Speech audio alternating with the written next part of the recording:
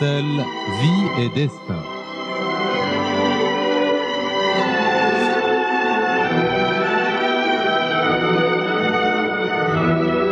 Théodore Herzl, Vie et destin, une série proposée par Philippe Bocara, présentée par Shlomo Malka, collaboration Paul-Henriette Lévy, une série réalisée avec le concours du Fonds Pincus.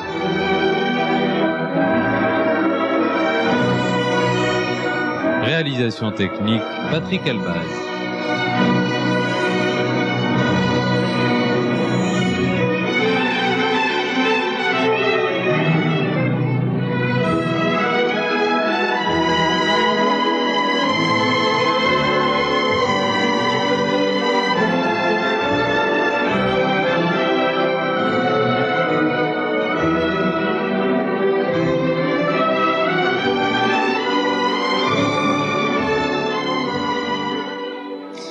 Philippe Bocara, bonjour. C'est notre dernier épisode, c'est la dernière matinée que nous passons avec Théodore Herzl.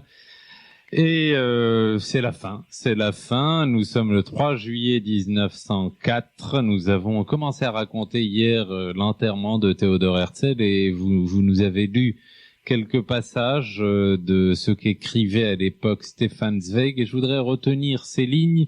À toutes les gares de la ville, jour et nuit, de tous les pays, chaque train apportait de nouveaux flots d'hommes, juifs d'Occident, d'Orient, accourus de toutes les provinces, de toutes les petites villes. Le choc de la stupéfiante nouvelle, visible sur leurs visages, jamais ne fut plus manifeste. Ce que discussion et querelle avaient alors caché, le chef d'un grand mouvement était mort.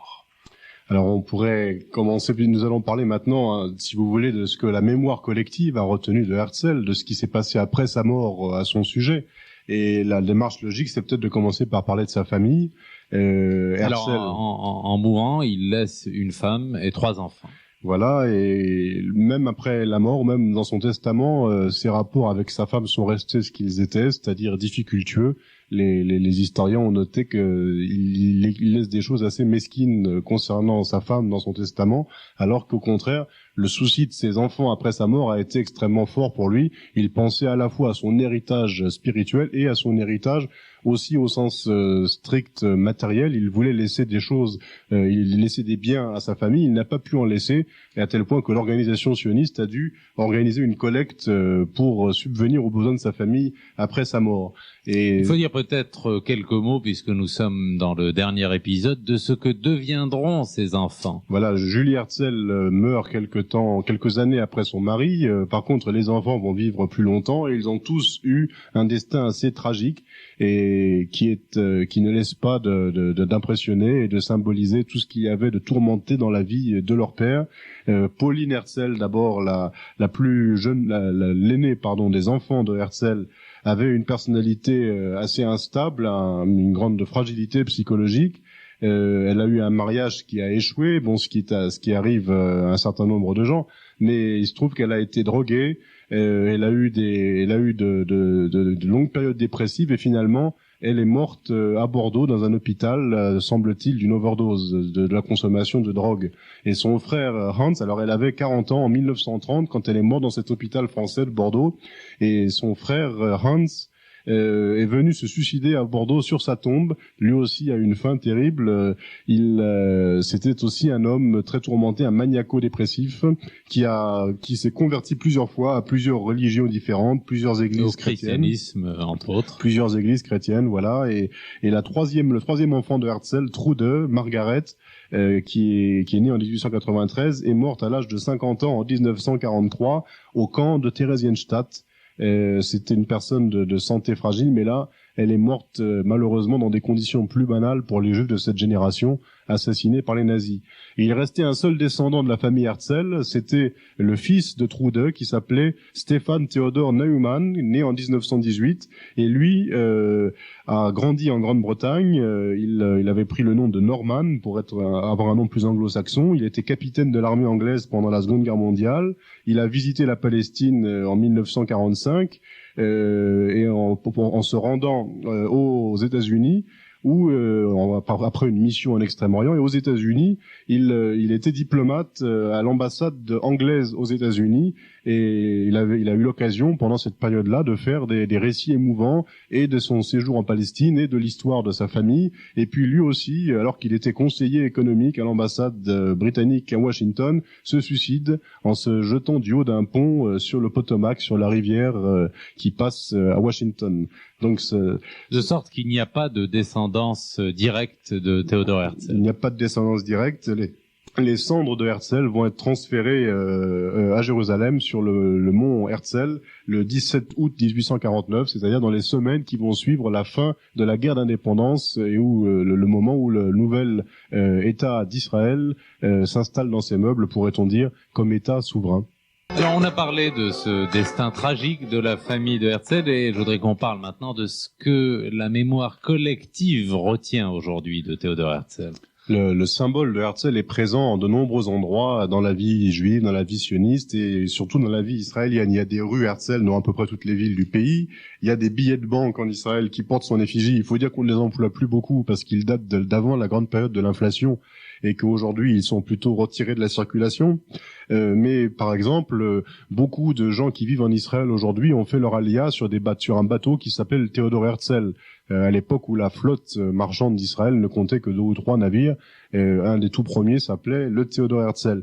Il y a une institution importante qui a été créée par Herzl lui-même, c'est la banque Leumi, la plus grande banque d'Israël, dont l'actionnaire principal est encore aujourd'hui l'agence juive, l'organisation sioniste, et c'est la fameuse banque coloniale que Herzl avait créée, et déjà de son vivant, la première succursale en Palestine avait été créée en 1903 à Yafo, et c'était à l'époque, ça avait le statut d'une banque anglaise, mais c'était l'embryon de ce qui est aujourd'hui la banque Leumi. Alors on avait promis de donner à nos auditeurs pendant le dernier épisode quelques indices bibliographiques, les livres qu'il faut avoir lus sur Théodore Herzl. Voilà, parce que la mémoire collective a retenu des choses un peu prosaïques ou superficielles, mais les historiens, eux, ont un travail considérable à faire pour dépouiller l'énorme matériel que Herzl a laissé après sa mort, qui est à la fois un matériel de grande qualité technique, pourrait-on dire, qui donne beaucoup d'informations et qui surtout donne beaucoup à réfléchir et donne beaucoup à méditer. Et il y a un homme qui a consacré sa vie à l'étude de Herzl, c'est Alex Bain, qui a été pendant longtemps le directeur des archives sionistes officielles à Jérusalem, qui a écrit la grande biographie de Herzl en langue allemande d'abord à Vienne en 1934, traduite ensuite en anglais et en hébreu, qui a été notre référence principale pendant ce feuilleton. Ce livre-là n'est pas accessible en français. Par contre, on peut le lire en anglais ou en hébreu. On peut lire en anglais aussi un document passionnant qui est le journal de Théodore Herzl, qui suit toute sa période d'activité sioniste au jour le jour, et également l'ensemble de ses écrits de la période parisienne, donc ses commentaires sur la vie parisienne qui ont été traduits de l'allemand en hébreu, mais qui ne sont pas disponibles en français. Voilà encore un paradoxe éditorial. Et alors, on doit dire aussi que les textes de Herzl n'ont jamais été bien accessibles en français. C'est un peu symbolique de la fragilité du sionisme français, de l'implantation sioniste en France.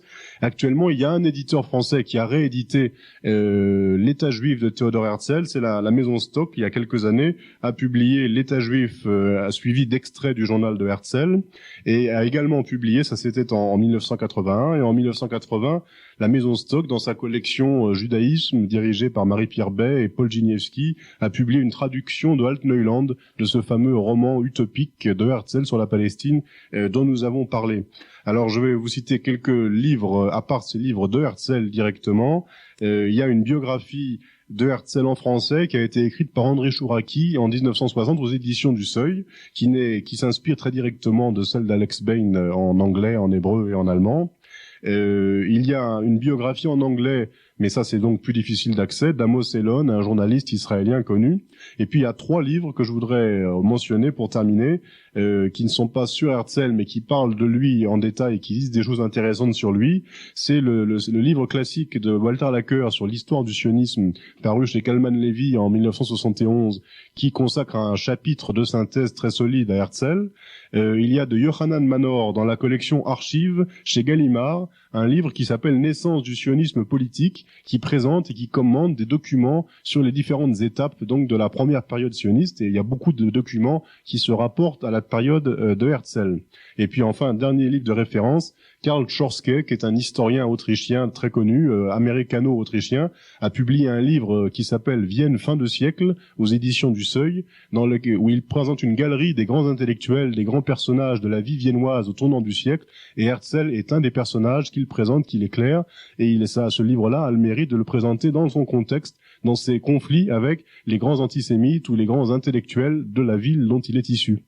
Voilà, je crois que nos auditeurs ont du pain sur la planche avec cela. Alors je voudrais qu'on dise quelques mots de conclusion sur la vie et le destin de Theodor Herzl.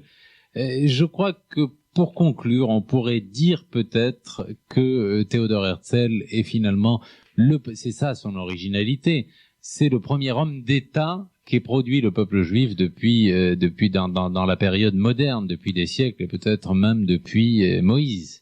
C'est effectivement pourrait-on dire le premier qui a non seulement eu l'idée, mais qui a surtout mis en pratique l'idée d'un retour des Juifs à la politique active sur la scène des nations.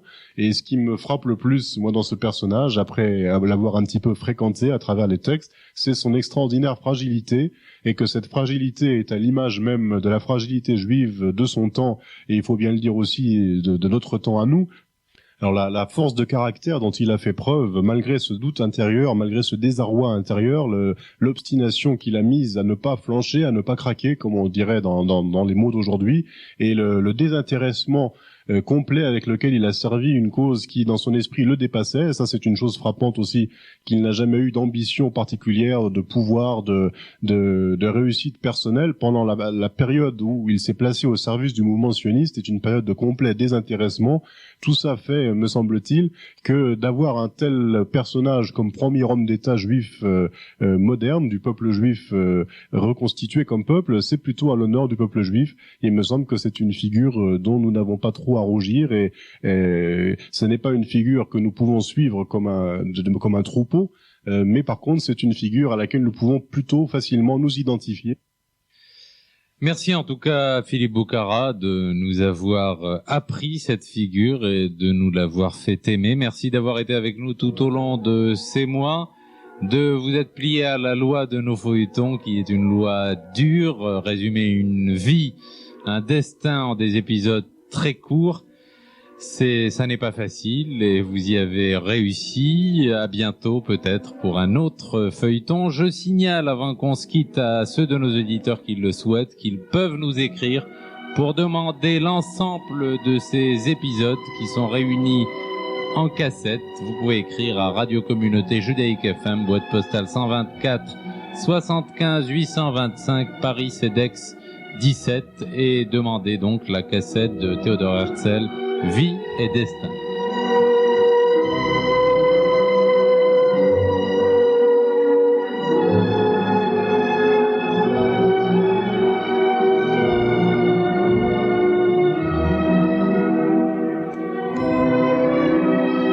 C'est ton dernier épisode aujourd'hui, Theodor Herzl, Vie et destin.